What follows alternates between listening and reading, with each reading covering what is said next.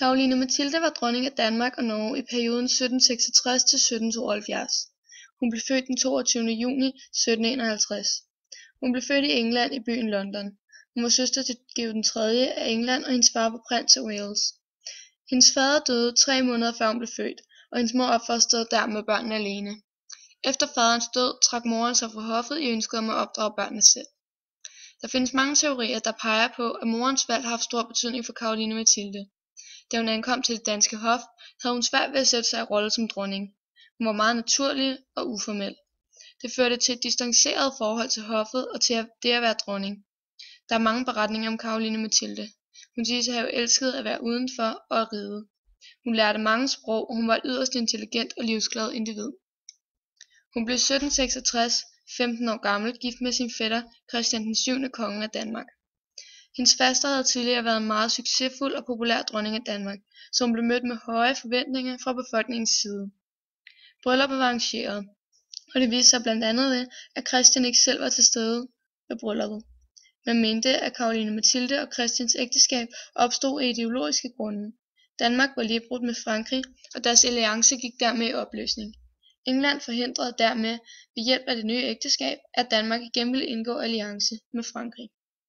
Christian så ned på Caroline Mathilde, og det gjorde resten af hoffet også. De fleste i hoffet var nemlig for en alliance med Frankrig, så de var blevet vrede over den britisk prægede kurs, den nye dronning havde ført med sig. Alligevel var det hoffet, som Caroline rigtig fik et forhold til som de eneste, udover Struensee. Især overhofmesteren blev hendes rigtig gode veninde. Kongen led af skizofreni. Hans sindslidelse blev værre i løbet af årene, og det prægede Caroline Mathildes liv som royal. Hun havde det psykisk, da han både fysisk og psykisk misbrugte hende. I 1768 fik Caroline Mathilde og Christian kronprins Frederik den 6. Efter hendes ægteskabsbrud med Johan Struensee gik ægteskabet i opløsning, og hun fik med pres fra Englands side lov til at forlade landet.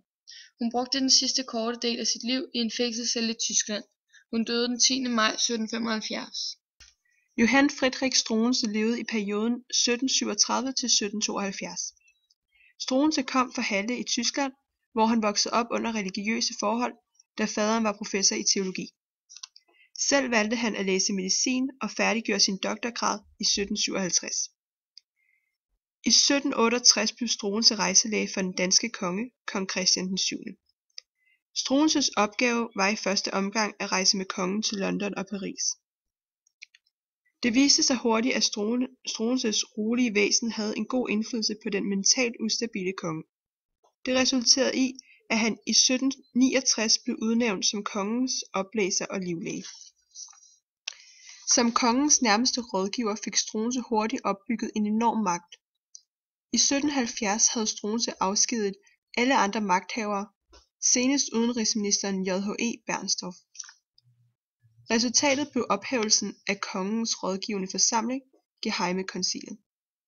Struensee opnåede en nærmest diktatorisk magt, hvor han regerede på grundlag af kabinetsordner underskrevet af kongen eller med kongens mundtlige bemyndigelse. I 1771 udpegede Struensee sig selv til gehejmekabinetsmester og greve. Befolkningens modstand mod Struensee blev intensiveret. Struensees tyskhed, der truede den danske nationalfølelse, samt hans brug af udenlandske hjælpere, var grobund for den udprægede skepsis blandt befolkningen. De danske magtudøvere var fremmede for befolkningen. I 1772 besluttede Struensee at gennemføre besparelser på hærens bekostning. Det blev nok for befolkningen.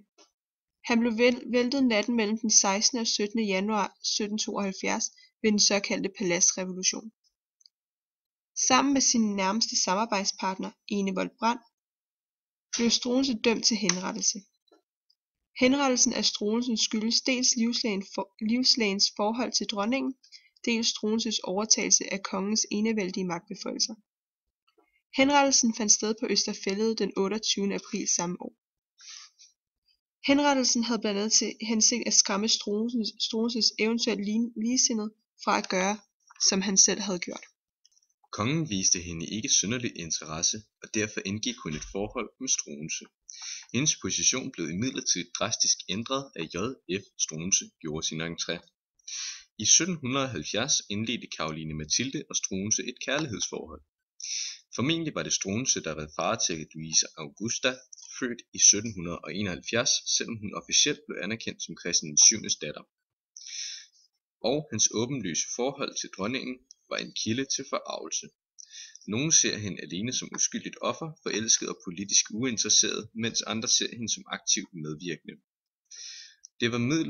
Det var imidlertid ikke Struensees forhold til hende, der gav ham politisk magt, men derimod den tillid, som kongen nærede til ham.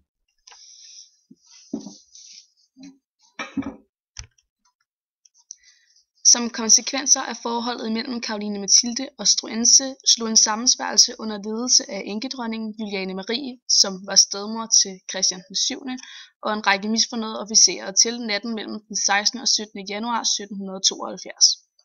Struensee blev arresteret. Det samme blev Caroline Mathilde, der blev ført til Kronborg. Ved en efterfølgende retssag blev ægteskabet opløst på grund af hendes utroskab. Efter pres fra hendes hjemland fik hun dernæst lov til at bosætte sig på slottet i Celle i den britiske kongefamiliens hjemland. Her levede hun standmæssigt, men ensomt. Sine to børn så hun aldrig efter 1772. Efter en skueproces, som sandsynligvis omfattede tortur, blev Struensee og hans nærmeste samarbejdspartner Enevold Brandt henrettet ved halshugning på Østerfællet den 28. august 1772. Man ville også gerne have henrettet Caroline Mathilde, men da hendes broder, den engelske konge, George III, raslede med sablen, blev hun i stedet deporteret til slottet i Celle uden sine børn.